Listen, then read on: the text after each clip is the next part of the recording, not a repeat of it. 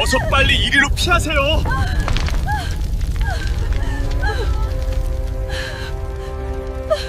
연기가 점점 짙어졌습니다. 비상구 문까지는 20m 남짓. 그러나 바닥은 물로 미끄러웠고 사람들은 서로 밀치며 아우성치고 있었습니다. 심장이 쿵쾅거렸습니다. 신랑이 나를 향해 고개를 돌렸습니다. 연기 사이로 그의 얼굴이 보였습니다. 눈이 마주쳤습니다. 짧은 순간이었지만 그 눈빛에서 낯선 신뢰가 스쳤습니다. 구독, 좋아요 꾹 눌러주시고 어디서 듣고 계신지도 댓글 달아주세요. 그곳에 행운과 단밤이 깃들기를 바랄게요. 사연 시작합니다. 서울 마포구 합정동의 오래된 빌라 3층, 복도 끝에서 두 번째 방. 장마가 지나간 뒤라 벽지는 군데군데 들떠 있었고 창틀 아래에는 곰팡이 자국이 옅은 그림자처럼 번져 있었습니다. 창문은 남향이 아니어서 햇빛이 길게 머물지 못했죠. 오전 10시가 넘어야 비로소 얇은 빛 한 줄기가 방 안을 스치고 지나가는데 그마저도 맞은편 건물 외벽에 부딪혀 흐릿하게 부서져 들어옵니다. 방 안에는 늘 눅눅한 세제 냄새와 오래된 나무 서랍장의 먼지 냄새가 뒤섞여 있었고 나는 그 냄새 속에서 30년을 살아왔습니다.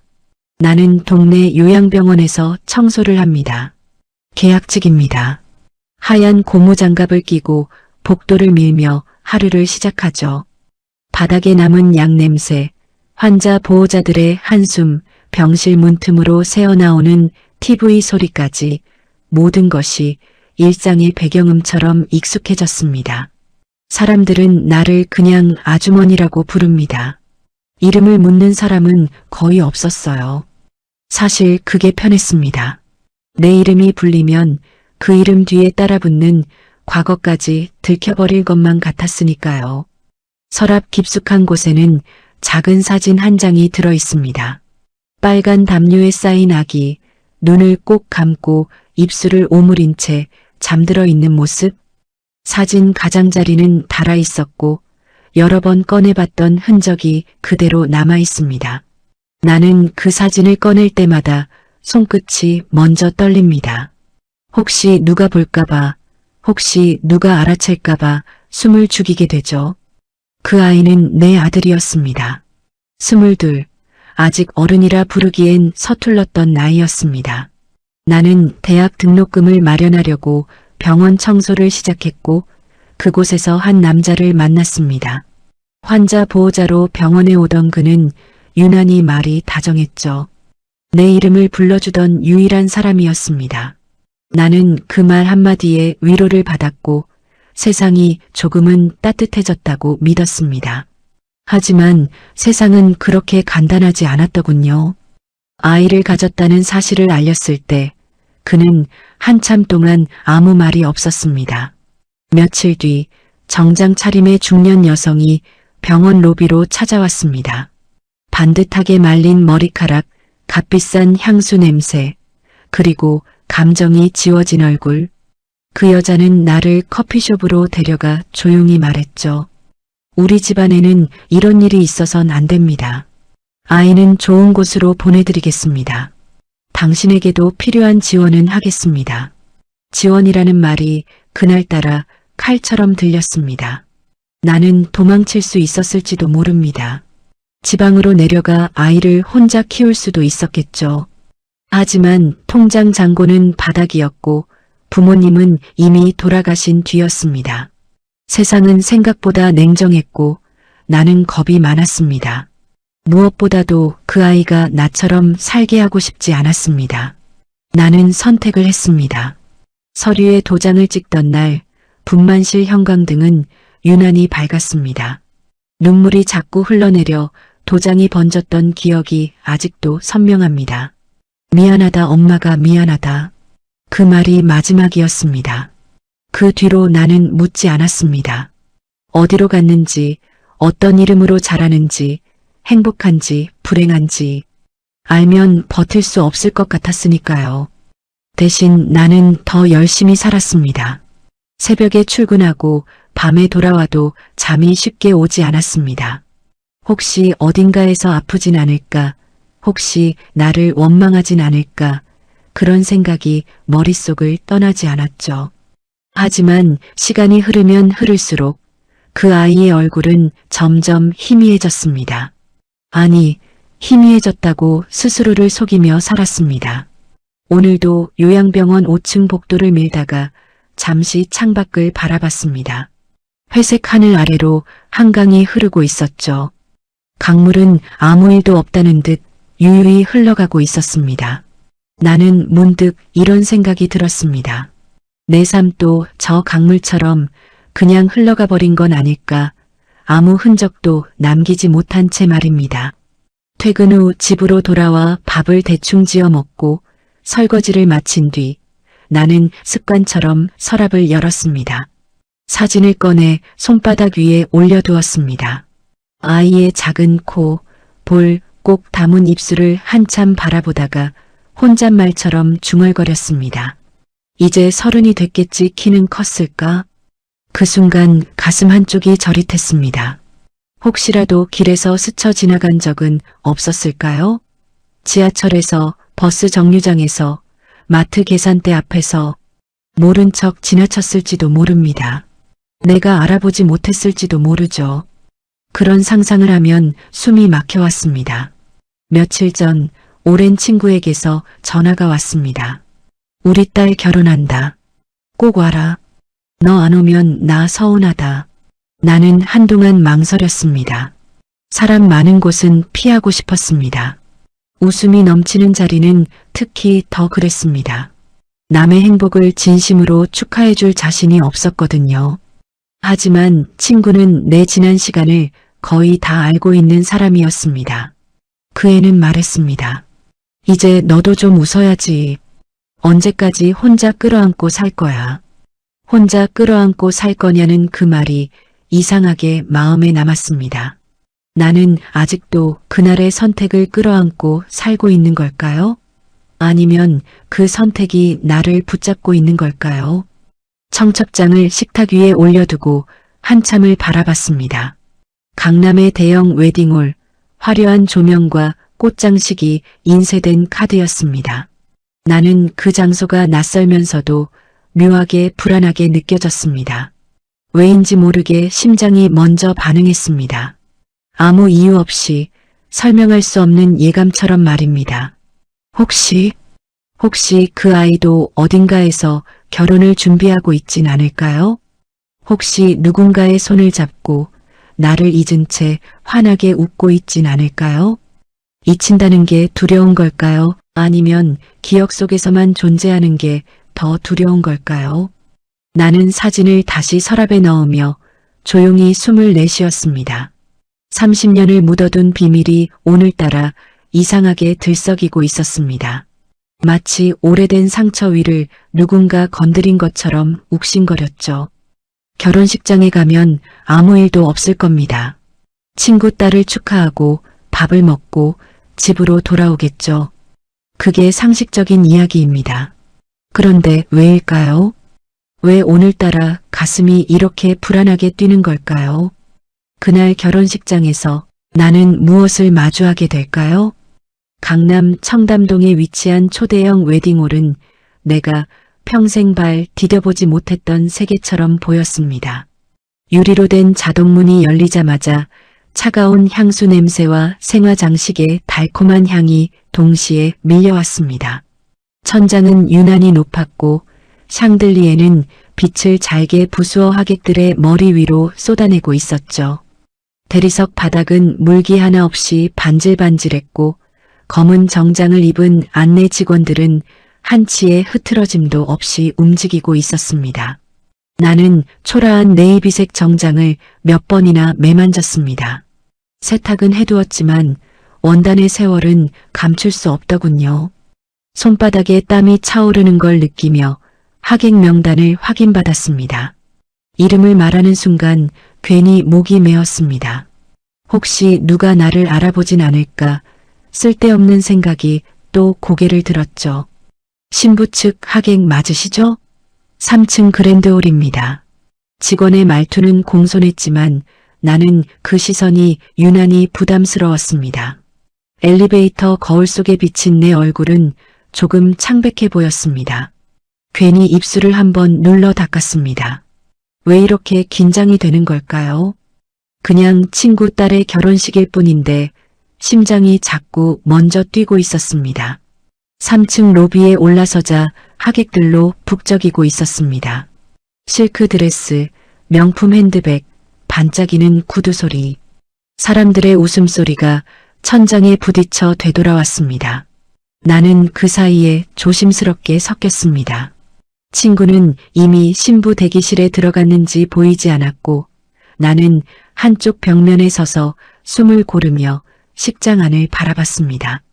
꽃장식은 흰 장미와 연분홍 수국으로 가득했고 중앙 버질로드는 유리바닥 아래 조명이 깔려 은은하게 빛나고 있었습니다. 오케스트라의 현악 연주가 잔잔하게 흐르고 있었죠. 이 모든 장면이 마치 다른 세상처럼 느껴졌습니다. 나는 그저 잠깐 들른 이방인 같았습니다. 그때 사회자의 목소리가 울렸습니다. 이제 신랑 입장이 있겠습니다. 순간 가슴이 덜컥 내려앉았습니다. 이유는 알 수 없었습니다. 단지 그 순간이 오기 전부터 무언가 다가오고 있다는 느낌이 있었을 뿐입니다. 문이 열리고 신랑이 모습을 드러냈습니다. 나는 숨을 멈췄습니다. 검은 턱시도를 입은 청년이 당당하게 걸어 들어오고 있었습니다. 키는 훤칠했고 어깨는 넓었습니다. 그런데 그게 문제가 아니었습니다. 조명이 그의 얼굴을 비추는 순간 나는 그대로 굳어버렸습니다. 눈매, 웃을 때 살짝 올라가는 입꼬리, 왼쪽 귀 아래 작은 점, 그건 그 사람이었습니다. 아니, 정확히 말하면 그 사람의 젊은 시절과 너무도 닮아 있었습니다. 애아빠 젊을 때랑 똑같잖아.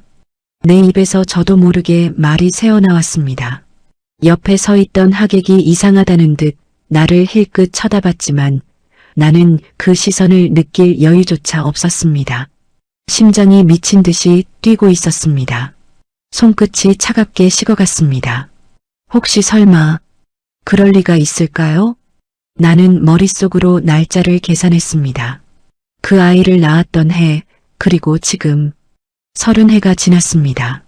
신랑의 나이 사회자가 또렷하게 말했습니다. 올해 30, 성운그룹 전략기획실 차장으로 근무 중인. 그 순간 귀가 멍해졌습니다. 성운그룹, 그 집안이었습니다. 30년 전 나에게 서류를 내밀던 그 집안. 차가운 눈으로 아이를 정리하자고 말하던 그 여자. 그 여자가 속해 있던 바로 그 가문이었습니다. 나는 의자에 주저앉았습니다. 눈앞이 흐려졌습니다. 숨이 가빠졌습니다. 이건 우연일까요? 세상에 이렇게 잔인한 우연이 또 있을까요? 신랑은 단상 위에 서서 미소를 짓고 있었습니다. 그 표정이 너무 익숙했습니다. 내가 사랑했던 남자의 웃음과 똑같았습니다. 그 미소를 보자 가슴 깊숙이 묻어두었던 기억이 한꺼번에 솟구쳤습니다. 병원 복도에서 몰래 손을 잡던 밤, 나를 향해 걱정하지 말라고 속삭이던 목소리, 그리고 결국 아무것도 지켜주지 못했던 그 얼굴. 나는 혼잣말처럼 속삭였습니다. 혹시 너니? 대답은 들리지 않았습니다. 당연히 들릴 리 없었죠. 그는 나를 모릅니다. 나라는 존재 자체를 모른 채 저 자리에서 환하게 웃고 있겠죠. 하지만 내 안에서는 무언가가 분명히 반응하고 있었습니다. 핏줄이 당기는 느낌이라고 해야 할까요? 설명할 수 없는 확신이 스멀스멀 올라왔습니다. 그때 옆자리에 하객 2명이 속삭였습니다. 신랑 어머니는 일찍 돌아가셨다던데. 외할머니가 키웠대. 성운그룹 회장 부인이잖아. 외할머니. 그렇다면 그 아이는 그 집안의 외손자로 자랐다는 이야기입니다. 나는 숨을 삼켰습니다. 만약 정말 내 아들이라면 왜 그 집안은 나에게 단 한 번도 연락하지 않았을까요? 아이가 아프거나 궁금해하거나 혹은 나를 찾고 싶어 했던 적은 없었을까요? 혹시 그 아이는 내가 버렸다고만 알고 자란 건 아닐까요? 그 생각이 스치자 가슴이 찢어지는 듯 아팠습니다. 나는 도망칠 수 있었습니다. 지금이라도 이 자리에서 조용히 빠져나가면 됩니다. 아무 일 없던 것처럼 집으로 돌아가면 됩니다. 30년을 버텨왔는데 하루 더 모른 척한다고 달라질 건 없겠죠. 그런데 발이 떨어지지 않았습니다. 왜일까요? 왜 나는 이 자리에서 눈을 떼지 못하고 있을까요? 혹시 오늘 30년 전 그 선택의 대가를 다시 마주하게 되는 걸까요? 그리고 저 단상 위에 서 있는 저 청년은 정말로 내 아들일까요? 피로 연장이 열리자 사람들의 동선이 한꺼번에 흩어졌습니다. 3층 그랜드홀 옆으로 길게 이어진 연회장은 유리병 너머로 한강이 내려다 보였고 원형 테이블마다 은색 커버가 씌워져 있었습니다. 샴페인 잔이 부딪히는 소리, 식기 부딪히는 소리, 웃음소리가 한데 섞여 웅성거림을 만들고 있었죠. 방금 전까지 내 심장을 뒤흔들던 충격은 사라지지 않은 채 오히려 더 또렷해지고 있었습니다. 나는 사람들 틈을 비집고 한쪽 끝 테이블에 앉았습니다. 시야가 트인 자리를 일부러 골랐습니다. 혹시라도 신랑이 가까이 오면 조금 더 자세히 볼 수 있을 것 같았기 때문입니다. 이상하지 않습니까? 모른 척 돌아가겠다던 사람이 가장 가까운 자리를 찾고 있다니 말이죠. 머릿속은 계산으로 가득했습니다. 그 집안이 나를 속였을 가능성, 아이를 외손자로 둔갑시켜 키웠을 가능성, 그리고 무엇보다도 나를 완전히 지워버렸을 가능성. 그때였습니다. 연회장 입구 쪽에서 낯익은 얼굴이 보였습니다. 세월이 흘렀지만 나는 단번에 알아봤습니다. 30년 전 병원 로비에서 나를 커피숍으로 데려갔던 그 여자. 성운그룹 회장의 부인, 그 집안의 실질적인 안주인. 머리는 백발이 되었고 지팡이를 짚고 있었지만 눈빛만은 조금도 변하지 않았습니다. 차갑고 계산적인 그 시선. 나는 본능적으로 몸을 움츠렸습니다. 혹시 나를 알아볼까요? 아니, 그 여자가 나를 잊었을 리 없지 않습니까? 그날 서류에 도장을 찍게 만들었던 장본인입니다. 내 인생의 방향을 틀어버린 사람이었죠. 그녀는 신랑 곁에 서서 하객들과 인사를 나누고 있었습니다. 신랑의 어깨를 토닥이며 웃는 모습이 언뜻 보였습니다. 그 장면을 보는 순간 이상한 감정이 올라왔습니다. 질투라고 하기엔 너무 늦었고 분노라고 하기엔 너무 오래 묵었습니다. 다만 내가 빼앗긴 시간이 저 손 안에 들어있는 것만 같았습니다. 외할머니, 여기 앉으세요. 신랑의 목소리가 들렸습니다. 나는 다시 숨을 멈췄습니다. 그 음성의 높낮이, 말끝의 부드러움까지도 그 남자를 닮아 있었습니다. 내 아버지가 아닌 아이의 아버지였던 그 남자. 그가 나를 보며 웃던 표정이 겹쳐 보였습니다. 그때 그 여자의 시선이 이쪽으로 향했습니다. 정확히 나를 향했습니다. 순간 몸이 얼어붙었습니다. 그녀의 눈동자가 미세하게 흔들렸습니다. 그리고 아주 짧은 찰나 인식의 빛이 스쳤습니다. 알아본 것입니다. 30년이 흘렀어도 그녀는 나를 기억하고 있었습니다. 나는 고개를 돌릴까 고민했습니다. 모른 척 화장실로 도망칠 수도 있었죠. 하지만 이상하게도 발이 떨어지지 않았습니다. 나는 그 시선을 받아냈습니다. 심장이 쿵쾅거렸지만 도망치지 않았습니다. 30년 전과는 달랐습니다. 그때는 두려움에 선택했지만 지금은 두려움 때문에 물러나고 싶지 않았습니다. 그녀가 천천히 다가왔습니다. 혹시 김지연 씨 아니신가요? 목소리는 여전히 낮고 정제되어 있었습니다. 주변 하객들은 눈치채지 못했지만 나는 그 말 속에 담긴 경계와 계산을 읽을 수 있었습니다. 예, 맞습니다. 내 목소리는 생각보다 차분했습니다. 손은 떨렸지만 입술은 흔들리지 않았습니다. 그녀는 잠시 신랑 쪽을 흘깃보더니 다시 나를 바라봤습니다. 오랜만이네요. 이렇게 우연히 뵙게 될 줄은 몰랐습니다. 우연이라니요. 이건 우연일까요? 아니면 그 집안이 이미 알고 있었던 걸까요? 나는 조심스럽게 물었습니다. 신랑이 외손자라고 들었습니다. 그녀의 표정이 아주 미세하게 굳었습니다. 그러나 곧 미소를 되찾았습니다. 그 아이는 저희 가문의 아이입니다. 아주 소중한 아이죠. 저희 가문의 아이. 그 말이 가슴을 후려쳤습니다. 마치 나는 애초에 존재하지 않았던 사람처럼 그 아이의 시작은 그 집안에서만 있었던 것처럼 말이죠. 그 아이는 잘 자랐습니까? 내가 그렇게 묻자 그녀는 잠시 말을 멈췄습니다. 그리고 낮은 목소리로 말했습니다. 당신이 알 필요는 없지 않겠습니까? 차갑게 잘린 문장이었습니다. 순간 피가 거꾸로 솟는 느낌이 들었습니다. 나는 선택했습니다. 30년 전 아이를 위해 물러났습니다. 그런데 지금도 또 물러나야 합니까? 그 아이가 정말 내 아들이라면 나는 영원히 그림자처럼 살아야 하는 걸까요? 그때였습니다. 신랑이 이쪽으로 걸어왔습니다. 외할머니, 인사하셔야죠. 친구분이세요? 그의 눈이 나를 향했습니다. 정면으로. 그 순간 심장이 멎는 줄 알았습니다. 그 눈동자 속에는 아무런 인식도 없었습니다. 그저 낯선 하객을 향한 예의 있는 미소뿐이었죠. 안녕하세요. 오늘 와주셔서 감사합니다. 그가 고개를 숙였습니다. 나는 아무 말도 할 수 없었습니다. 목이 막혀 소리가 나오지 않았습니다.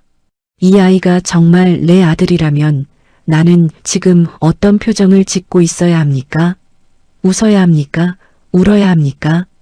그녀, 성운그룹 회장 부인이 내 팔을 살짝 잡았습니다. 잠시 이야기 좀 하시죠. 그 손길에는 분명한 압력이 실려 있었습니다. 단순한 인사가 아니었습니다. 경고였습니다. 연회장 뒤편 사람들의 시선이 닿지 않는 통로 쪽으로 그녀가 나를 이끌었습니다. 샹들리에 빛이 닿지 않는 그 공간은 조용했고 벽면에는 비상구 표시만 희미하게 빛나고 있었습니다. 나는 느꼈습니다. 그 집안은 나를 잊지 않았습니다. 그리고 이 만남을 원치 않습니다. 왜일까요? 혹시 그 아이의 출생에 내가 모르는 또 다른 비밀이 숨겨져 있는 건 아닐까요? 30년 전 나는 서류에 도장을 찍었습니다. 하지만 혹시 그 서류가 전부가 아니었다면요? 오늘 이 결혼식장에서 나는 무엇을 듣게 될까요? 연회장 뒤편 통로는 생각보다 길었습니다. 카펫이 깔려 있어 발소리는 거의 들리지 않았고 벽면에는 행사 일정이 적힌 액자가 일정 간격으로 걸려 있었습니다. 샹들리에의 화려한 빛은 닿지 않는 자리였습니다. 천장 매립등만 희미하게 켜져 있어 얼굴의 표정을 더 또렷하게 드러내는 공간이었죠. 그곳은 축하와 웃음이 넘치던 홀과는 전혀 다른 공기였습니다. 마치 다른 세계로 잠시 이동한 느낌이었달까요? 성운그룹 회장 부인은 지팡이를 세워 벽에 기대더니 나를 정면으로 바라봤습니다. 그 눈빛은 30년 전과 다르지 않았습니다. 계산과 통제가 익숙한 사람의 눈이었죠. 오늘은 축하 자리입니다. 괜한 소란은 없었으면 좋겠습니다. 목소리는 낮았지만 분명한 경고였습니다. 나는 숨을 고르고 대답했습니다. 저는 소란을 피울 생각 없습니다. 다만 확인하고 싶을 뿐입니다. 그녀의 눈썹이 아주 미세하게 움직였습니다. 무엇을요? 나는 떨리는 심장을 억누르며 말했습니다. 그 아이가 제 아들인지. 공기가 잠시 멎은 듯 조용해졌습니다. 멀리서 하객들의 웃음소리가 희미하게 들려왔지만 이 통로 안은 이상할 만큼 정적이 흘렀습니다. 그녀는 한동안 아무 말도 하지 않았습니다. 그리고 아주 천천히 입을 열었습니다. 당신은 이미 선택을 했습니다. 그 아이는 우리 가문의 아이입니다. 그 이상의 의미는 없습니다. 그 이상의 의미는 없다는 말이 칼날처럼 꽂혔습니다. 나는 순간 분노가 치밀어 올랐습니다. 하지만 동시에 두려움도 밀려왔습니다. 혹시 정말 내가 모르는 사실이 있는 걸까요? 혹시 아이는 내가 버렸다고만 알고 자란 건 아닐까요? 그 아이가 제 존재를 알고 있습니까? 내 질문에 그녀의 시선이 차갑게 식었습니다. 그 아이는 어머니를 잃은 채 자랐습니다. 어머니를 잃었다는 말. 나는 그 자리에서 숨이 멎는 줄 알았습니다. 잃었다니요. 저는 살아있습니다. 그녀는 나를 똑바로 보며 말했습니다. 그 아이에게는 당신이 없습니다. 그게 모두를 위한 길이었습니다. 그 순간 통로 끝에서 웅성거림이 들렸습니다. 갑자기 조명이 한번 깜빡였습니다. 그리고 이어서 퍽 하는 둔탁한 소리와 함께 연회장 쪽에서 비명이 터져 나왔습니다. 불이야. 짧고 날카로운 외침이 공기를 찢었습니다. 나는 본능적으로 몸을 돌렸습니다. 통로 반대편에서 연기가 밀려오기 시작했습니다. 천장 매립등이 깜빡거리더니 절반이 꺼졌습니다. 사람들의 발걸음 소리, 의자 넘어지는 소리, 아이 울음소리가 한꺼번에 섞여 들려왔습니다. 외할머니, 신랑의 목소리가 들렸습니다. 그는 연회장 안에서 이쪽을 향해 뛰어오고 있었습니다. 순간 나는 갈등했습니다. 지금이라도 밖으로 뛰쳐나갈 수 있습니다. 비상구는 통로 끝에 있습니다. 30년 전처럼 나는 또 한 번 도망칠 수 있습니다. 이 집안의 일입니다. 내가 개입할 이유는 없겠죠. 하지만 연기가 점점 짙어졌습니다. 그리고 신랑이 휘청이며 외할머니를 붙잡는 모습이 보였습니다. 연기가 심해요. 빨리 이동하셔야 합니다. 그의 목소리는 침착했지만 숨이 가빠 있었습니다. 그 순간 천장에서 작은 폭발음과 함께 스프링클러가 작동했습니다. 물이 쏟아졌습니다. 조명이 완전히 꺼졌고 통로는 어둠에 잠겼습니다. 나는 선택해야 했습니다. 도망칠 것인가? 아니면 남을 것인가? 심장이 쿵쾅거렸습니다.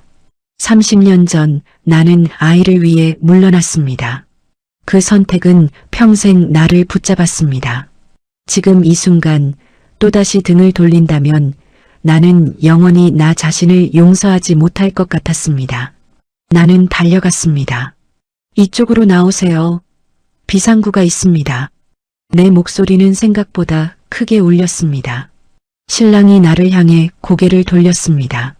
연기 사이로 그의 얼굴이 보였습니다. 눈이 마주쳤습니다. 짧은 순간이었지만 그 눈빛에서 낯선 신뢰가 스쳤습니다. 도와주세요. 외할머니가 잘 못 걷습니다. 나는 회장 부인의 팔을 붙잡았습니다. 지팡이는 이미 떨어져 있었습니다. 그녀의 손이 미세하게 떨리고 있었습니다. 두려움이 보였습니다. 그 차가운 눈빛 뒤에 숨겨진 인간적인 공포가 처음으로 드러났습니다. 연기가 점점 짙어졌습니다. 비상구 문까지는 20m 남짓. 그러나 바닥은 물로 미끄러웠고 사람들은 서로 밀치며 아우성치고 있었습니다. 그때 뒤쪽에서 또 다른 비명이 터졌습니다. 신부가 안 보여요. 신부 대기실 쪽에서 연기가 더 짙게 피어오르고 있었습니다. 신랑의 얼굴이 창백해졌습니다. 나는 느꼈습니다. 이건 단순한 사고가 아닐지도 모른다는 예감. 누군가 의도적으로 일으킨 일이라면요? 이 결혼식을 막으려는 누군가가 있다면요? 그리고 왜 하필 지금 이 순간일까요?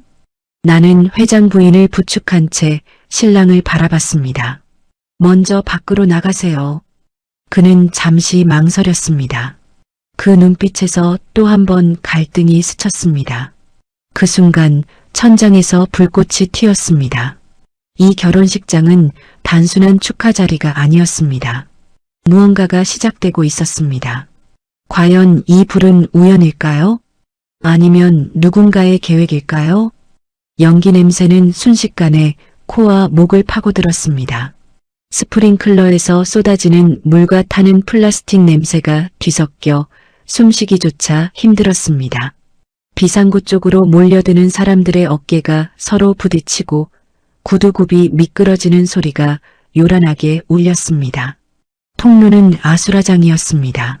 나는 회장 부인의 팔을 붙들고 비상구 문까지 끌고 나왔습니다. 문을 밀자 차가운 공기가 얼굴을 때렸습니다. 밖에는 이미 몇몇 하객이 모여 있었고 소방차 사이렌 소리가 멀리서 가까워지고 있었습니다. 여기서 기다리세요. 나는 그녀를 벽 쪽에 앉혔습니다. 물에 젖은 머리카락이 얼굴에 달라붙어 있었고 지팡이 없이 앉아있는 모습은 처음으로 연약해 보였습니다. 그녀가 숨을 고르며 나를 붙잡았습니다. 당신은 나가세요. 더 이상 개입하지 마세요.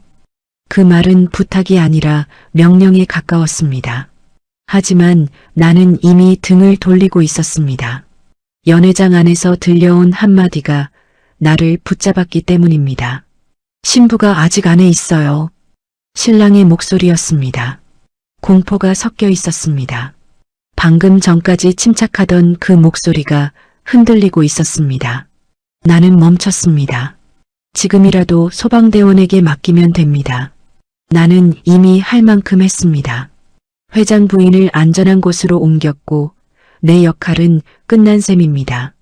30년을 버텨온 인생입니다. 굳이 더 위험을 감수할 이유가 있을까요? 그런데 그 아이의 얼굴이 떠올랐습니다. 연기 사이에서 나를 바라보던 눈동자. 도와주세요. 라고 말하던 목소리. 만약 저 아이가 정말 내 아들이라면 나는 또다시 등을 돌릴 수 있을까요? 심장이 쿵 하고 내려앉았습니다. 나는 선택했습니다. 제가 들어갈게요. 내가 그렇게 말하자 근처에 있던 직원이 놀란 얼굴로 소리쳤습니다. 위험합니다. 소방대가 곧 옵니다. 알고 있었습니다. 하지만 시간은 기다려주지 않았습니다.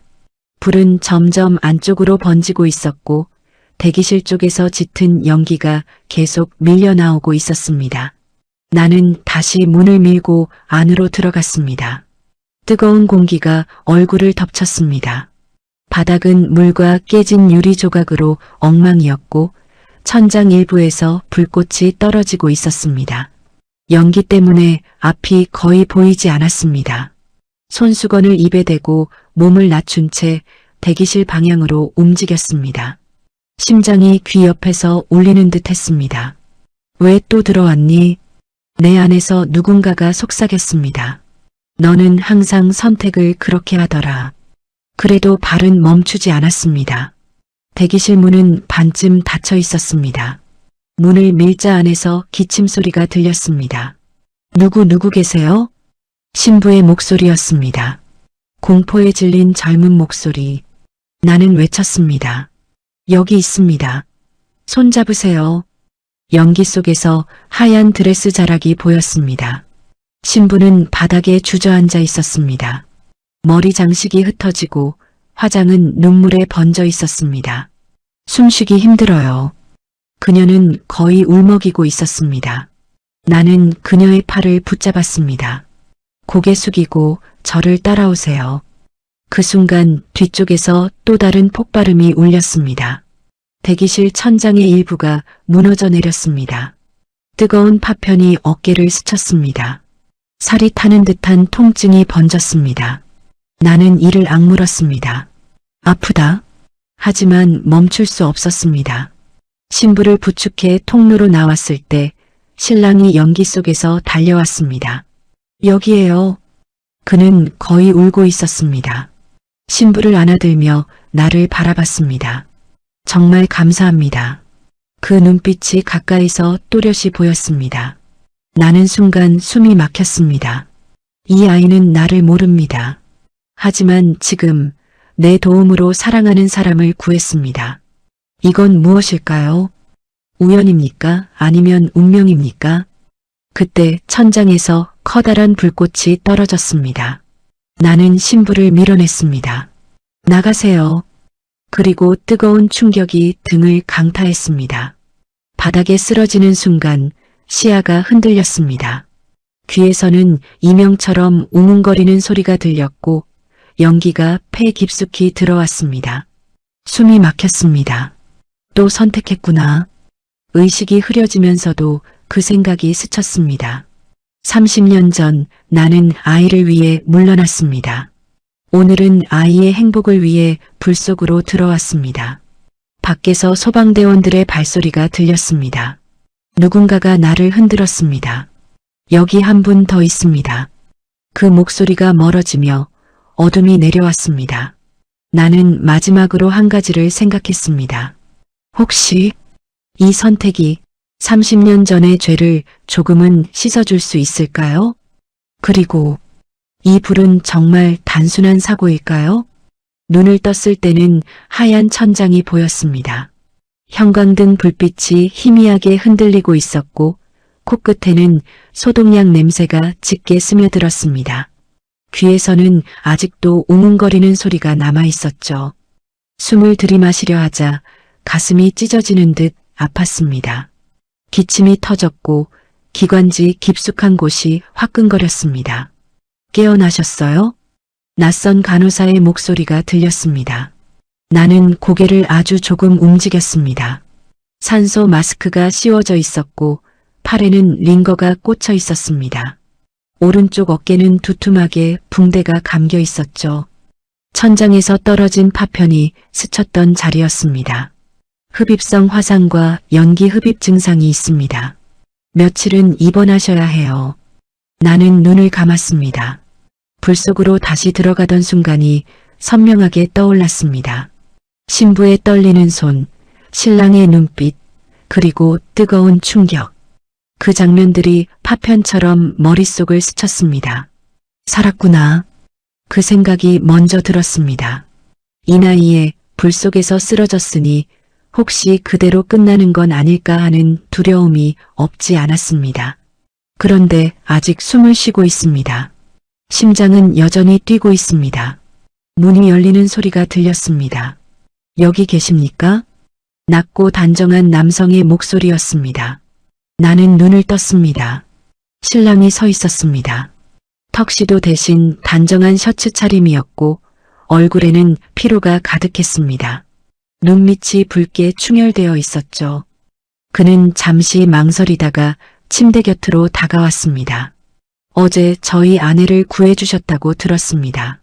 저희 아내. 그 말이 묘하게 가슴을 울렸습니다. 괜찮으세요? 나는 마스크 너머로 힘겹게 웃어 보였습니다. 젊은 사람들 살아야죠. 목소리가 갈라졌습니다. 그는 잠시 나를 바라봤습니다. 그 시선이 오래 머물렀습니다. 마치 무언가를 느끼는 듯한 표정이었습니다. 하지만 곧 고개를 숙였습니다. 정말 감사드립니다. 외할머니도 무사하십니다. 덕분에. 외할머니. 나는 그 단어를 곱씹었습니다. 그 집안의 안주인. 나를 지워버린 사람. 그분은 괜찮으십니까?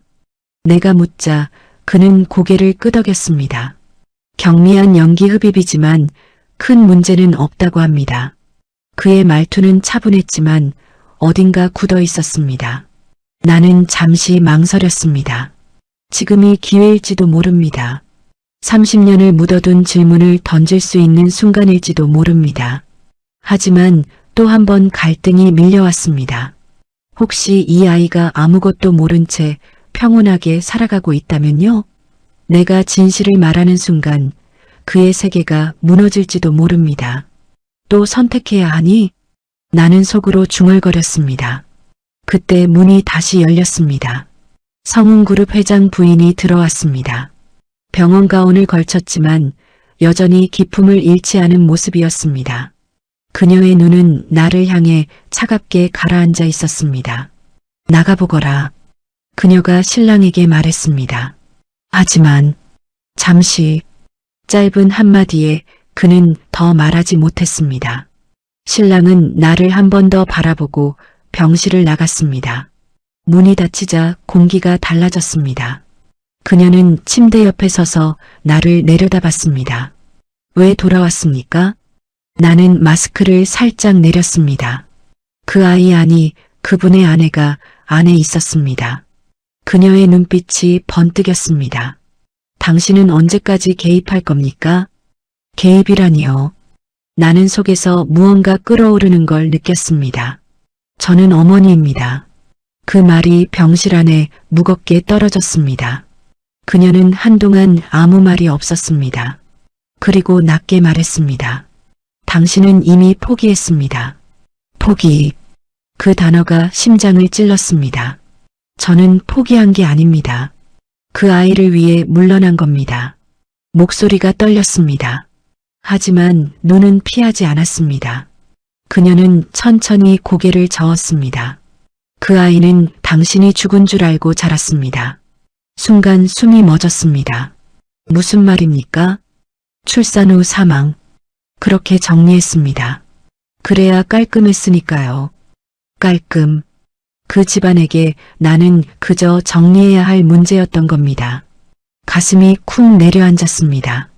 그 아이는 나를 버린 여자로 알고 자란 게 아니었습니다.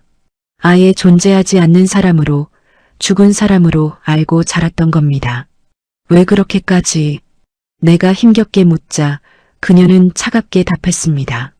그게 그 아이를 위한 길이었습니다. 당신이 나타나는 순간 모든 게 흔들립니다. 그 순간 머릿속에서 퍼즐이 맞춰지듯 한 가지 의문이 떠올랐습니다. 어제 불사고였습니까? 내 질문에 그녀의 시선이 아주 미세하게 흔들렸습니다. 아주 짧은 순간이었지만 나는 보았습니다. 그 불은 정말 우연이었을까요? 혹시 누군가 이 결혼을 원치 않았던 건 아닐까요? 그리고 만약 그 배우가 있다면 그 집안 내부의 누군가일 가능성은요? 나는 깨달았습니다. 이건 단순한 재회가 아닙니다. 누군가 진실을 감추고 있습니다. 그리고 나는 이미 그 중심으로 들어와 버렸습니다. 이제 또 물러설 수 있을까요? 아니면 끝까지 밝혀야 할까요? 병실 문이 닫히자 성운그룹 회장 부인은 마지막으로 한마디를 남겼습니다. 더 이상 우리 가족 주변을 맴돌지 마십시오. 그 말은 부탁이 아니라 선고처럼 들렸습니다. 그녀가 나간 뒤 병실은 다시 조용해졌습니다. 산소 마스크를 통해 들어오는 공기가 차갑게 느껴졌습니다.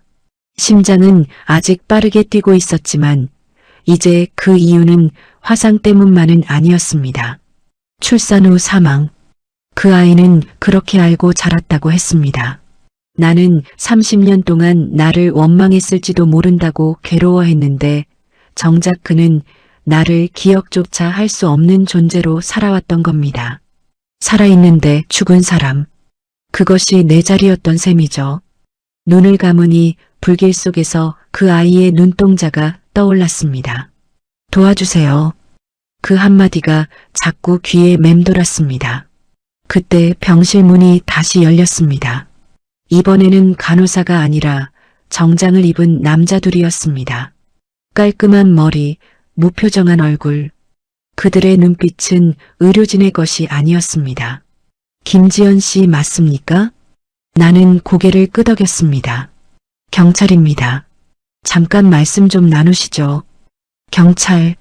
가슴이 철렁 내려앉았습니다. 그들은 침대 옆 의자를 끌어다 앉았습니다. 노트북을 열고 차분하게 말을 이어갔습니다.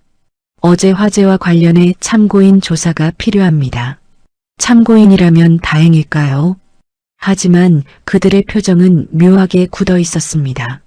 CCTV 확인 결과 화재 직전 신부 대기실 근처에 단독으로 접근한 인물이 김지연 씨로 확인됐습니다. 나는 순간 말을 잃었습니다. 저는 신부를 구하러 그 전에입니다. 그는 화면을 돌려 보여주었습니다. 희미한 CCTV 영상. 연회장 통로에서 내가 혼자 서 있는 장면이었습니다. 성운그룹 회장 부인과 이야기를 나눈 직후 나는 잠시 혼자 남아 있었죠. 그 몇 초의 정적이 영상에 고스란히 담겨 있었습니다. 당시 전기합선 흔적이 발견됐습니다. 그리고 대기실 내부 장식물 일부에 인화성 물질이 묻어 있었습니다. 인화성 물질. 나는 어깨의 통증보다 더 큰 충격을 느꼈습니다. 제가 왜 그런 짓을 합니까? 목소리가 떨렸습니다. 형사는 고개를 기울였습니다. 동기가 없다고 보긴 어렵습니다. 그 말은 노골적이었습니다. 30년 전 성운그룹 가문과 개인적인 일이 있었던 걸로 확인됐습니다. 심장이 쿵 하고 내려앉았습니다. 그 집안이 벌써 조사한 걸까요? 아니면 누군가가 흘린 걸까요? 그건 과거 일입니다. 그 과거가 오늘과 연결되어 있지 않다고 확신하십니까? 나는 숨이 막혔습니다. 이건 누군가가 설계한 그림처럼 느껴졌습니다. 화재, CCTV, 그리고 내 과거. 또 누명인가? 30년 전 나는 아이를 위해 침묵했습니다. 이번에도 또 침묵해야 합니까? 그때 병실 문이 거칠게 열렸습니다. 무슨 말씀을 그렇게 하십니까? 신랑이 들어왔습니다. 그의 얼굴에는 분노가 서려 있었습니다. 이분이 제 아내를 구했습니다. 불을 냈다는 건 말도 안 됩니다. 형사는 침착하게 답했습니다. 우리는 모든 가능성을 열어두고 있습니다. 신랑은 나를 바라봤습니다. 그 눈동자에는 혼란과 의심 그리고 어딘가 모를 갈등이 섞여 있었습니다. 혹시 사실입니까? 그 한마디가 가슴을 후려쳤습니다. 나는 고개를 저었습니다. 아닙니다. 저는 그저 목이 막혔습니다. 그는 잠시 나를 바라보다가 시선을 돌렸습니다. 그 짧은 순간 나는 느꼈습니다. 믿음이 완전히 자리 잡지 못했다는 것을. 밖에서는 이미 소문이 퍼지고 있었습니다. 불낸 여자가 신부를 구한 척했다더라. 옛날에 그 집안이랑 악연이 있다던데. 누군가 의도적으로 흘리고 있는 이야기처럼 빠르게 번져갔습니다. 휴대폰 알림이 울렸습니다. 동네 단톡방. 기사 링크 하나가 떠 있었습니다. 성운그룹 외손자 결혼식 화재. 내부 인물 원한 범죄 가능성. 내 이름은 아직 공개되지 않았지만 시간 문제일 겁니다. 나는 침대 위에서 손을 꽉 쥐었습니다. 또 도망칠까? 지금이라도 모든 걸 부정하고 병원을 나와 사라질 수 있습니다. 30년 동안 그렇게 살아왔습니다. 침묵하고 묻고 숨고. 하지만 이번에는 다릅니다. 이건 단순히 내 문제가 아닙니다. 이건 그 아이의 인생과도 연결된 일입니다. 만약 내가 범인으로 낙인 찍히면 그는 평생 결혼식 날 불을 낸 여자의 도움을 받았다는 이야기를 안고 살아야 할지도 모릅니다.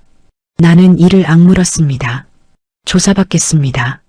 형사들이 놀란 표정을 지었습니다. 끝까지 받겠습니다. 대신 진짜 범인도 찾아주십시오. 병실 안 공기가 무겁게 가라앉았습니다. 신랑은 나를 바라보고 있었습니다. 그 눈빛 속에 아주 미세하게 다른 감정이 스쳤습니다. 단순한 의심이 아닌 질문. 왜 이 사람은 도망치지 않을까? 그가 그렇게 생각하고 있다는 걸 나는 느꼈습니다. 이건 사고가 아닙니다. 누군가가 나를 불 속으로 밀어넣고 있습니다. 과연 그 배우는 누구일까요? 그리고 왜 하필 지금일까요?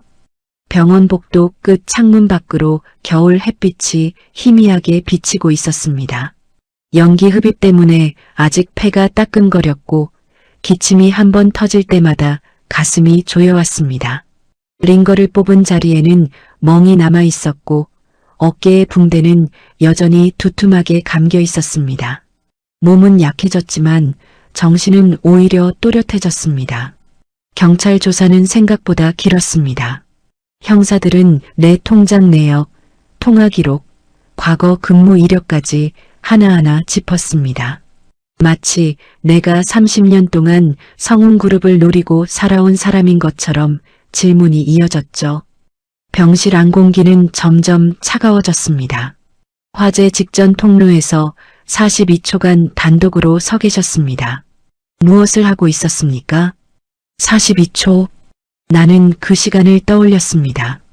회장 부인의 말이 귓가에 맴돌던 순간 당신은 이미 포기했습니다. 그 말이 심장을 후벼 파고 있었죠. 나는 아무것도 하지 않았습니다. 그저 숨을 고르고 있었을 뿐입니다. 그냥 생각하고 있었습니다. 형사는 펜을 멈추고 나를 바라봤습니다. 무슨 생각이었습니까? 나는 잠시 침묵했습니다. 혹시 저 아이가 내 아들일까? 그 생각이었죠. 하지만 그걸 그대로 말할 수는 없었습니다. 옛날 일을 떠올리고 있었습니다. 형사는 고개를 끄덕였지만 믿는 눈치는 아니었습니다. 조사가 끝나고 병실 문이 닫혔을 때 나는 깊게 숨을 내쉬었습니다. 이대로라면 시간이 흐를수록 상황은 나에게 불리해질 겁니다. 성운그룹은 법무팀이 수십 명입니다. 나는 병원 청소부 한 사람에 불과합니다. 또 밀려나겠지. 30년 전처럼. 그때 노크 소리가 들렸습니다. 들어가도 될까요? 낮고 조심스러운 목소리였습니다. 문을 열고 들어온 사람은 신부였습니다. 하얀 니트 원피스를 입고 있었고 머리는 단정하게 묶여 있었습니다. 화재 당일의 공포가 아직 남아있는 듯 눈동자가 조금 붉었습니다. 괜찮으세요? 그녀가 먼저 물었습니다. 괜찮습니다.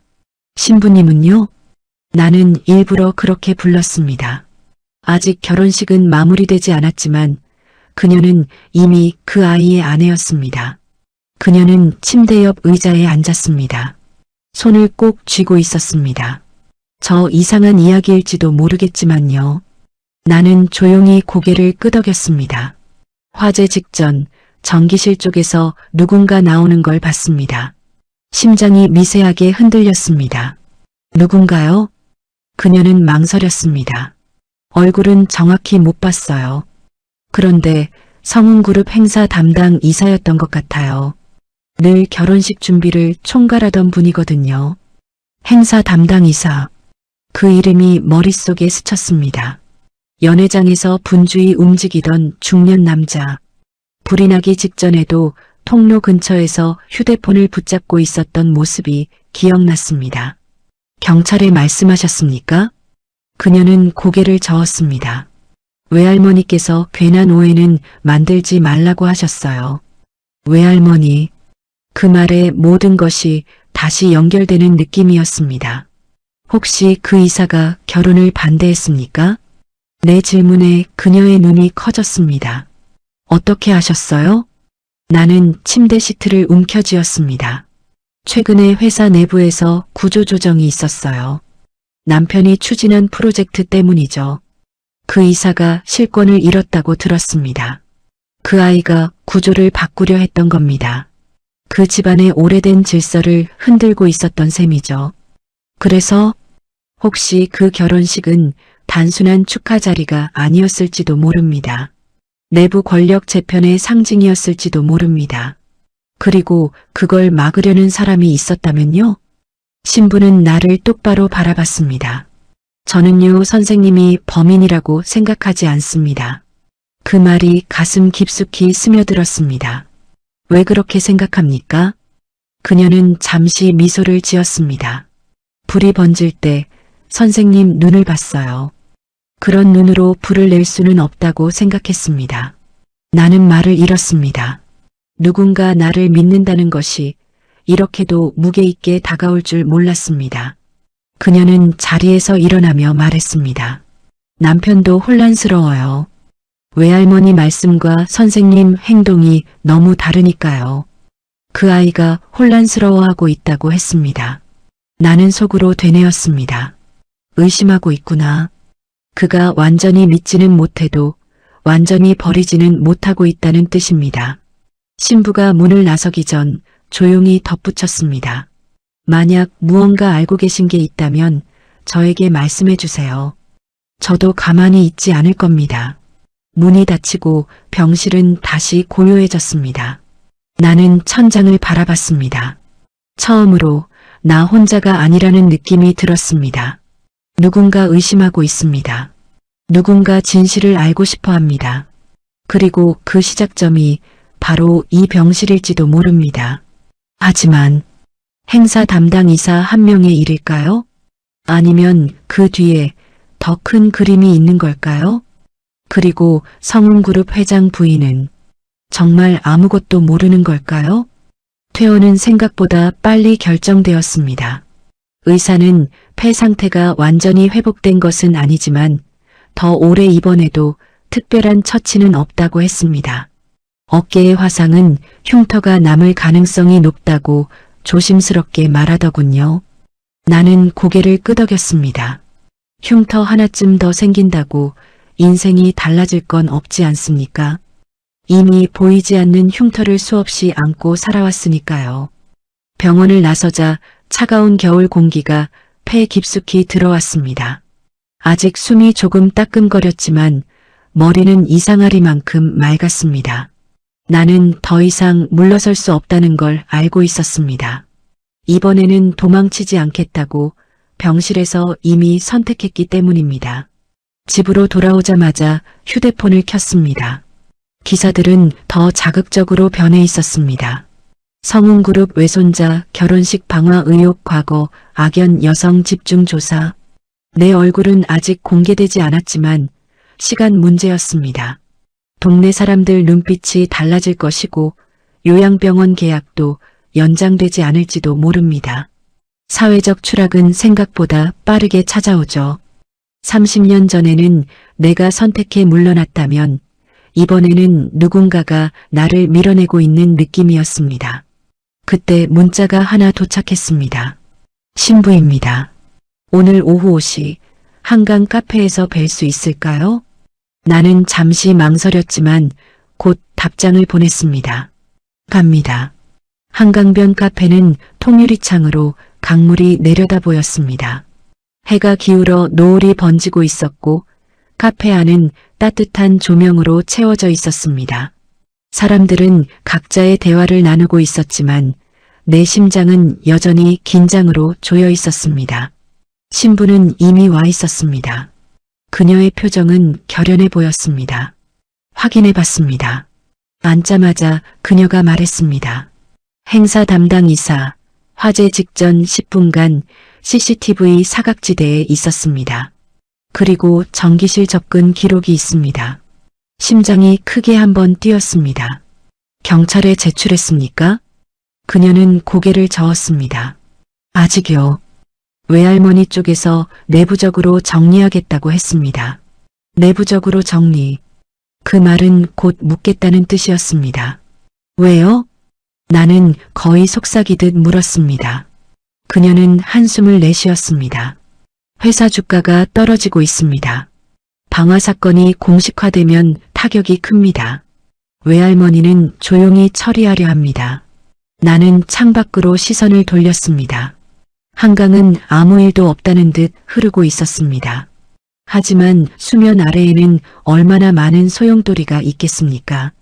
그럼 저를 희생양으로 두는 게 가장 깔끔하겠군요. 내 말에 그녀가 고개를 들었습니다. 그래서 만나자고 한 겁니다. 그녀는 가방에서 작은 USB를 꺼냈습니다. 행사준비팀 직원 한 명이 몰래 복사해준 자료입니다. 전기실 출입 로그, CCTV 원본, 그리고 화재 직후 내부 메신저 대화 일부. 나는 USB를 손에 쥐었습니다. 손끝이 떨렸습니다. 왜 저를 도와줍니까? 그녀는 잠시 망설이다가 말했습니다. 남편이요, 요즘 잠을 못 잡니다. 선생님 이야기가 머릿속에서 떠나지 않는다고 했습니다. 가슴이 미묘하게 저렸습니다. 어떤 이야기요? 외할머니가 선생님을 오래전부터 알고 있었다는 걸 들었습니다.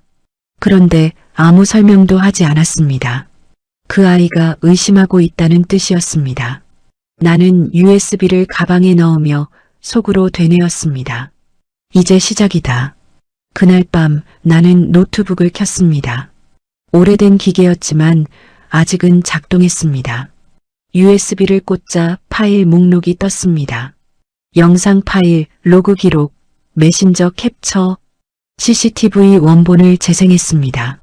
화재 7분 전 행사 담당 이사가 전기실로 들어가는 장면이 분명히 찍혀 있었습니다. 그리고 3분 뒤 급하게 나오는 모습, 손에는 장갑이 끼워져 있었습니다. 그 다음 영상에서 내가 통로에 서 있는 장면이 이어졌습니다. 정확히 42초, 아무것도 하지 않고 서 있는 모습, 그리고 1분 뒤 연기가 피어오르기 시작했습니다. 너무 정확하군. 나는 중얼거렸습니다. 마치 누군가 타이밍을 계산한 것처럼. 메신저 캡처를 열었습니다. 오늘 안에 끝내야 합니다. 젊은 차장이 구조조정안 밀어붙이면 우리 라인은 끝입니다. 결혼식이 상징입니다. 오늘이 기회입니다. 심장이 얼어붙는 듯 했습니다. 결혼식은 단순한 행사 이상이었습니다. 권력 재편의 선언이었고 누군가에게는 몰락의 시작이었습니다. 그런데 마지막 메시지가 눈에 들어왔습니다. 윗선 승인 받았습니다. 윗선. 나는 화면을 뚫어져라 바라봤습니다. 행사 담당 이사 혼자서 이런 일을 벌일 수 있을까요? 전기실 접근 권한, CCTV 편집 시도, 언론 흘리기까지 누군가 더 위에서 조율하고 있었다는 뜻입니다. 그 순간 머릿속에 한 얼굴이 떠올랐습니다. 성운그룹 회장 부인. 하지만 정말 그녀일까요? 아니면 그녀를 이용하려는 또 다른 인물일까요? 휴대폰이 울렸습니다. 낯선 번호였습니다. 김지연 씨죠? 낮고 낯선 남성 목소리였습니다. 누구십니까? 자료 잘 받으셨습니까? 나는 숨을 멈췄습니다. 누구죠? 그는 짧게 웃었습니다. 진실을 알고 싶다면 내일 오전 9시 성운그룹 본사 앞에서 뵙죠. 통화는 끊겼습니다. 심장이 요동쳤습니다. 함정일까요? 아니면 또 다른 내부 고발자일까요? 나는 창밖을 바라봤습니다. 한강 위로 밤이 내려앉고 있었습니다. 30년 전 나는 한 번 물러났습니다. 이번에도 물러서면 모든 게 다시 덮일 겁니다. 나는 조용히 결심했습니다. 내일 성운그룹 본사로 갑니다. 그리고 묻겠습니다. 이 불은 누구의 승인으로 시작된 겁니까? 성운그룹 본사는 여의도 한복판에 서 있었습니다. 유리 커튼홀로 둘러싸인 40층짜리 건물은 겨울 아침 햇빛을 반사하며 번쩍이고 있었죠. 건물 앞 광장은 깔끔하게 정비되어 있었고 검은 정장을 입은 직원들이 빠르게 출입하고 있었습니다. 그들 사이에 서 있는 나는 유난히 작고 초라해 보였을 겁니다. 시계는 오전 8시 57분을 가리키고 있었습니다. 나는 목도리를 단단히 여몄습니다. 폐가 아직 완전히 낫지 않아 찬 공기가 깊이 들어올 때마다 기침이 터졌습니다. 하지만 발걸음은 흔들리지 않았습니다. 도망치지 않는다. 나는 속으로 되뇌었습니다. 9시 정각 휴대폰이 진동했습니다. 건물 왼쪽 커피숍으로 들어오십시오. 나는 유리문을 밀고 카페 안으로 들어갔습니다. 출근 시간이라 사람들로 붐볐지만 구석 자리에 앉아있는 남자는 단번에 눈에 들어왔습니다. 40대 중반쯤 되어 보였고 안경 너머 눈빛이 예리했습니다. 김지연 씨? 그가 먼저 말을 건넸습니다. 당신은 성운그룹 전략기획실 전 차장입니다. 전 차장? 그 말에서 나는 뭔가를 느꼈습니다. 전 차장이라면 지금은 아닙니까? 그는 쓴웃음을 지었습니다. 구조조정 대상이었습니다. 정확히 말하면 젊은 차장님, 그러니까 그 신랑의 개편안 때문에요. 심장이 묘하게 울렸습니다. 그럼 화제는 당신이? 그는 고개를 저었습니다. 아닙니다. 저는 오히려 막으려 했습니다. 그의 손이 테이블 위로 USB 하나를 밀어냈습니다. 행사 담당 이사가 혼자 움직인 게 아닙니다. 내부 재무라인, 그리고 그는 말을 멈췄습니다. 그리고 회장 부인 측 비서실 일부가 묵인했습니다. 가슴이 철렁 내려앉았습니다. 묵인이라니요? 젊은 차장이 이번 결혼과 함께 대대적인 구조조정을 발표할 예정이었습니다. 오래된 비자금 라인도 정리 대상이었죠. 화재는 단순 방해가 아니라 공포를 심어 개편을 멈추게 하려는 압박이었습니다. 나는 숨을 삼켰습니다. 그럼 저를 범인으로 몰아간 건? 그는 나를 똑바로 바라봤습니다. 우연이 아니죠. 과거 악연이 있다는 걸 누군가가 흘렸습니다. 희생양이 필요했으니까요. 머릿속이 빠르게 돌아갔습니다. 윗선 승인. 그 메시지가 떠올랐습니다. 회장 부인이 직접 지시했습니까? 그는 고개를 저었습니다. 직접 증거는 없습니다. 하지만 비서실에서 CCTV 일부를 편집하려 한 정황은 확보했습니다. 그 순간 카페 밖이 소란스러워졌습니다. 기자들이 몰려들고 있었습니다. 카메라와 마이크가 건물 앞에 모이고 있었습니다. 왜 저렇게? 나는 창밖을 바라봤습니다. 전 차장이 낮게 말했습니다. 제가 어젯밤 일부 자료를 언론에 넘겼습니다. 나는 놀라 그를 바라봤습니다. 왜요? 저도 지킬 게 있습니다. 그의 눈빛이 단단해졌습니다. 젊은 차장은 변화를 밀어붙이려 합니다. 그가 무너지면 회사는 다시 과거로 돌아갑니다. 그 말은 곧 내 아들이 혹은 그일지도 모를 그 청년이 표적이 되었다는 뜻이었습니다. 그때 휴대폰이 울렸습니다. 발신자 신랑. 나는 잠시 망설이다 전화를 받았습니다. 네. 지금 어디십니까? 목소리가 급박했습니다. 본사 앞입니다. 잠시 침묵이 흐르더니 낮고 떨리는 음성이 들려왔습니다. 외할머니가 긴급 이사회를 열었습니다. 이사회? 심장이 세게 뛰었습니다. 무슨 안건입니까? 저의 직무 정지. 공기가 얼어붙은 것 같았습니다. 화재 책임을 물어 경영 능력에 문제가 있다는 명분을 만들었습니다. 나는 창밖을 다시 보았습니다. 기자들이 건물 입구로 몰려들고 있었고 경비 인력이 분주하게 움직이고 있었습니다. 그리고 그가 말을 멈췄습니다. 그리고요?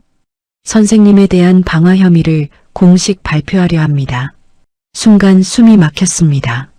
이건 단순한 누명이 아니었습니다. 공식화되면 나는 범죄자가 됩니다. 언론은 나를 찢어발길 것이고 그 아이는 방화범과 연루된 인물로 낙인 찍힐 겁니다. 나는 눈을 감았습니다. 또 도망칠까? 지금이라도 뒤로 물러나면 이 거대한 싸움에서 빠져나올 수 있을지도 모릅니다. 하지만 그러면 그는 혼자가 됩니다. 30년 전 나는 그를 위해 물러났습니다. 이번에는 그를 위해 남을 수 있을까요? 나는 눈을 떴습니다. 자료를 모두 공개하십시오. 전 차장이 놀란 눈으로 나를 봤습니다. 지금 공개하면 당신도 위험합니다. 이미 위험합니다. 나는 담담하게 말했습니다. 진실을 숨길수록 더 많은 사람이 다칩니다. 전화기 너머에서 그가 숨을 고르는 소리가 들렸습니다. 선생님, 왜 이렇게까지 하십니까? 나는 잠시 말을 잇지 못했습니다. 왜일까?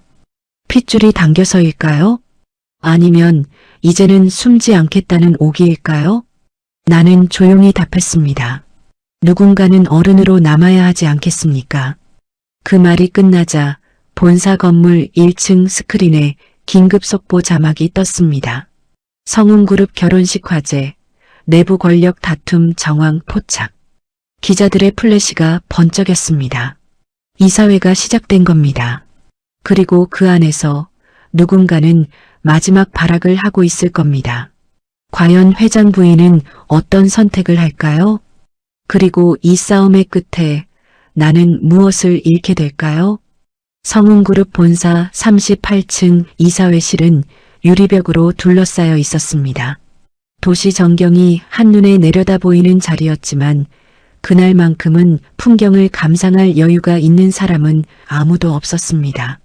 긴 타원형 테이블을 따라 이사들이 앉아 있었고 벽면 대형 스크린에는 속보 자막이 계속해서 올라가고 있었습니다. 결혼식 화재, 내부 승인 정황 담긴 메시지 공개. 기자들이 건물 아래를 가득 메운 상태였습니다. 주가는 분 단위로 출렁이고 있었고 SNS에는 은폐 의혹이라는 단어가 빠르게 퍼지고 있었습니다. 나는 전 차장과 함께 이사회층 앞까지 올라왔습니다. 엘리베이터 문이 열리자 경비 인력이 길을 막았습니다. 출입 제한 구역입니다. 그때 뒤에서 목소리가 들렸습니다. 통과시키세요. 신랑이었습니다. 정장 차림이었지만 넥타이는 느슨하게 풀려 있었고 얼굴에는 밤새 한숨도 못 잔 흔적이 선명했습니다. 그의 눈동자는 흔들리고 있었지만 중심은 잃지 않은 듯 보였습니다. 선생님, 들어오십시오. 이사회실 문이 열렸습니다.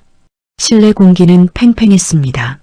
성운그룹 회장 부인은 중앙 상석에 앉아 있었고 그 오른편에는 문제의 행사 담당 이사가 고개를 숙인 채 앉아 있었습니다. 다른 이사들의 표정은 불안과 계산으로 뒤섞여 있었죠. 내가 들어서자 몇몇 시선이 노골적으로 흔들렸습니다. 이 자리는 외부인이 들어올 곳이 아닙니다. 회장 부인이 차갑게 말했습니다. 신랑이 또박또박 대답했습니다. 이 화제의 핵심 인물로 지목된 분입니다. 그리고 제가 보호해야 할 분입니다. 그 말이 공기를 가르며 떨어졌습니다. 보호해야 할 분. 나는 가슴이 미묘하게 떨렸습니다. 전 차장이 노트북을 연결했습니다. 스크린에 메신저 캡처와 전기실 출입 로그가 떠올랐습니다. 화재 10분 전 행사 담당 이사의 출입 기록입니다.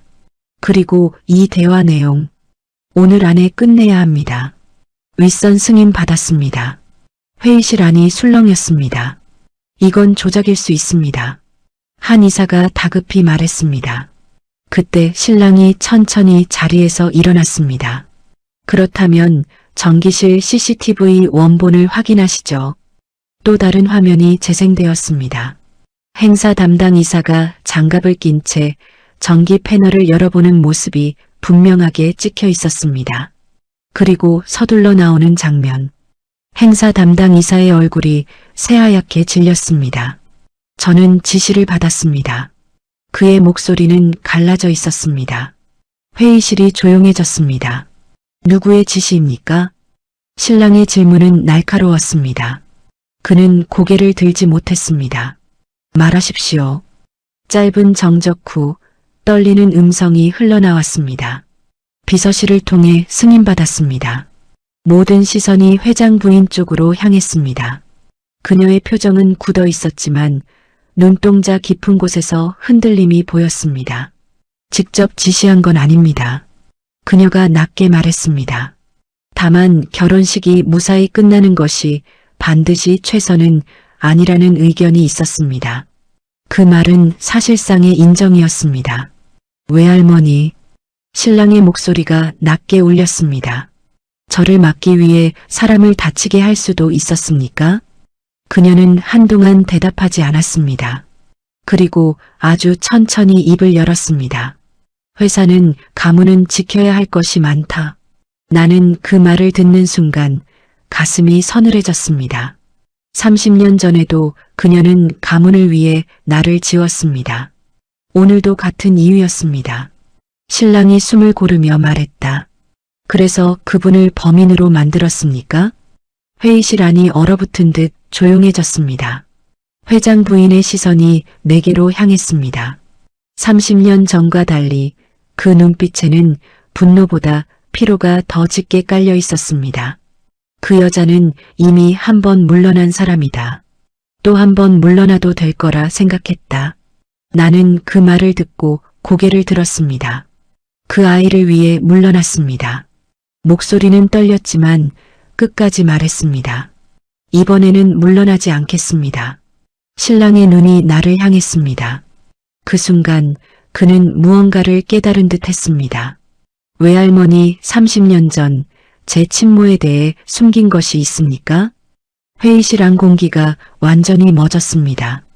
회장 부인의 손이 테이블 위에서 미세하게 떨렸습니다. 그 이야기는 지금과 무관하다. 무관하지 않습니다. 신랑의 목소리가 단단해졌습니다. 왜 제 어머니가 출산 후 사망했다고 기록되었습니까? 나는 숨을 멈췄습니다. 모든 것이 여기까지 연결되어 있었습니다. 회장 부인은 끝내 눈을 감았습니다. 그 아이를 지키기 위한 선택이었다. 무엇으로부터요? 짧은 침묵. 그리고 마침내 그녀의 입에서 나온 말. 내 아들로부터. 회의실이 술렁였습니다. 나는 심장이 멎는 줄 알았습니다. 당신의 아버지는 그 아이를 인정하지 않으려 했다.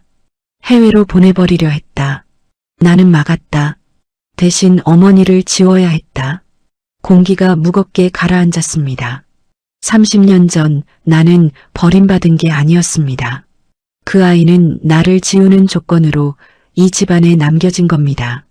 신랑의 눈동자가 크게 흔들렸습니다. 그럼 이분이, 그의 시선이 천천히 나에게로 돌아왔습니다. 맞습니까? 나는 고개를 들었습니다.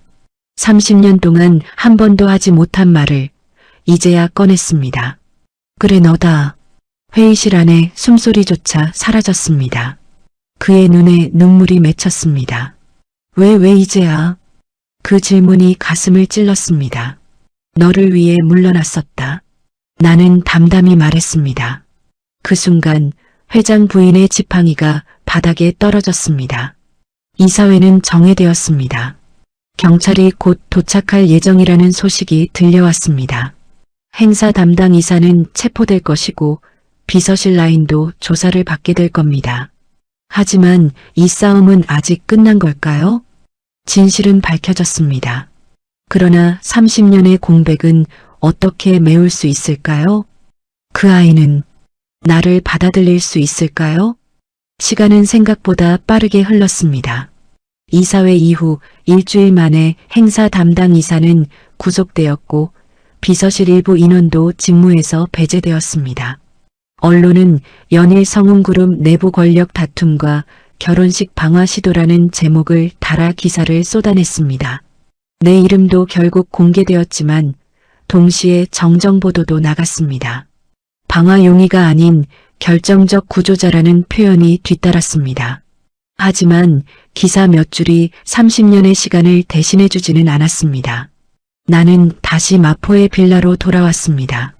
집안은 여전히 조용했고 서랍 속 사진은 그 자리에 그대로 있었습니다. 달라진 것이 있다면 이제는 그 사진을 꺼내도 숨길 필요가 없다는 점이었죠. 나는 천천히 사진을 꺼내 식탁 위에 올려두었습니다. 이제 숨지 않아도 되는구나. 혼잣말이 방 안에 맴돌았습니다. 며칠 후 초인종이 울렸습니다. 문을 열자 낯익은 얼굴이 서 있었습니다. 정장 대신 캐주얼한 코트를 입은 그 아이. 아니, 이제는 어른이 된 아들이었습니다. 그는 잠시 말을 고르더니 고개를 숙였습니다. 들어가도 되겠습니까? 나는 말없이 비켜섰습니다. 방 안으로 들어온 그는 주변을 둘러보았습니다. 낡은 가구, 오래된 장판, 작은 창문. 그의 세계와는 너무도 다른 공간이었을 겁니다. 그러나 그는 아무 말도 하지 않았습니다. 식탁 위 사진이 그의 눈에 들어왔습니다. 이 사진. 나는 고개를 끄덕였습니다. 너다. 그는 조심스럽게 사진을 들었습니다. 손끝이 미세하게 떨리고 있었습니다. 외할머니는 저를 지키기 위해서였다고 했습니다. 나는 조용히 답했습니다. 맞다. 그분도 그 나름의 선택을 한 거다. 그럼 어머니는요? 그 질문은 무겁게 내려앉았습니다. 나는 내가 나처럼 살지 않기를 바랐다. 그래서 물러났다. 그는 한참 동안 아무 말도 하지 않았습니다. 창밖에서 겨울바람이 유리창을 스치고 지나갔습니다. 저는요, 어머니가 없다고 배웠습니다. 그런데 살아계셨습니다. 그리고 제 결혼식 날 저를 구했습니다. 그는 숨을 깊이 들이켰습니다. 이걸 어떻게 받아들여야 할지 아직 모르겠습니다. 나는 고개를 끄덕였습니다. 괜찮다. 바로 이해하지 못해도 된다. 30년의 공백이 하루 만에 메워질 수는 없습니다. 그건 누구에게도 공평한 시간입니다. 그는 사진을 다시 내려놓고 나를 바라봤습니다. 그래도 한 가지는 확실합니다. 뭐냐? 그날 불 속으로 다시 들어오셨다는 것. 그의 눈이 흔들렸습니다. 그 선택이 거짓일 수는 없습니다. 가슴이 서서히 풀리는 느낌이 들었습니다. 나는 조심스럽게 물었습니다. 원망하지 않겠느냐? 그는 고개를 저었습니다. 원망보다 궁금함이 더 큽니다. 앞으로 어떤 시간을 보낼 수 있을지. 그 말이 나에게는 허락처럼 들렸습니다. 며칠 뒤 우리는 함께 병원을 찾았습니다. 성운그룹 회장 부인은 병상에 앉아 있었습니다. 이사회 이후 스트레스가 심해 입원한 상태라고 했습니다. 그녀는 우리를 보며 길게 한숨을 내쉬었습니다. 결국 이렇게 되었구나. 그녀의 눈빛에는 더 이상 날카로움이 없었습니다. 지켜야 한다고 믿었던 것들이 이미 균열을 드러낸 뒤였으니까요. 저는 회사를 지키려 했다. 너를 지키려 했다. 그녀는 아들을 바라보았습니다. 하지만 사람을 잃는 선택이었다. 아들은 조용히 말했습니다. 이제는 잃지 않는 선택을 하겠습니다. 그 말이 병실 안에 울렸습니다. 나는 문 옆에 서 있었습니다. 30년 전 나는 이 집안에서 가장 약한 존재였습니다. 오늘은 아니었습니다.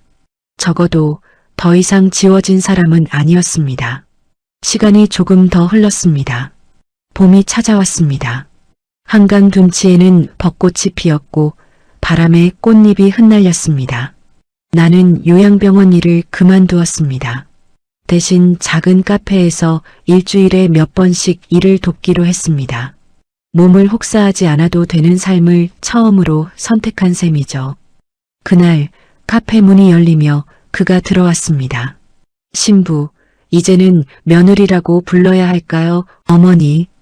그가 처음으로 그렇게 불렀습니다. 나는 그 한마디에 눈시울이 붉어졌습니다. 그래. 짧은 대답이었지만 그 안에는 30년이 담겨 있었습니다. 그들은 마주 앉아 커피를 마셨습니다. 평범한 오후였습니다. 특별한 사건도 긴장도 없었습니다. 그저 일상의 소리만이 흐르고 있었죠. 나는 문득 생각했습니다. 상처는 사라지지 않습니다. 어깨의 흉터는 여전히 남아있고 펜은 예전만큼 편하지 않습니다. 30년의 공백도 완전히 채워지지는 않을 겁니다. 하지만 그 상처가 의미가 되는 순간이 있습니다. 불 속으로 다시 들어간 선택, 도망치지 않겠다고 다짐한 선택, 그리고 마침내 이름을 부를 수 있게 된 순간, 그게 가족이 되는 과정이었는지도 모릅니다. 해가 기울 무렵 그는 조용히 말했습니다. 어머니, 다음 주에 식사 어떠십니까? 이번엔 정식으로요. 나는 웃으며 고개를 끄덕였습니다. 그래, 이번엔 내가 초대받는 자리구나. 창밖에서 벚꽃잎이 흩날렸습니다. 나는 더 이상 죽은 사람이 아니었습니다. 그리고 그는 더 이상 혼자가 아니었습니다. 상처는 여전히 남아 있었지만 그 상처가 우리를 이어주고 있었습니다. 이제야 비로소 가족이 되었습니다. 이 이야기가 가슴에 남는다면 구독, 좋아요, 알림 설정 꾹 눌러주세요. 누군가의 인생이 당신의 이야기일 수 있습니다.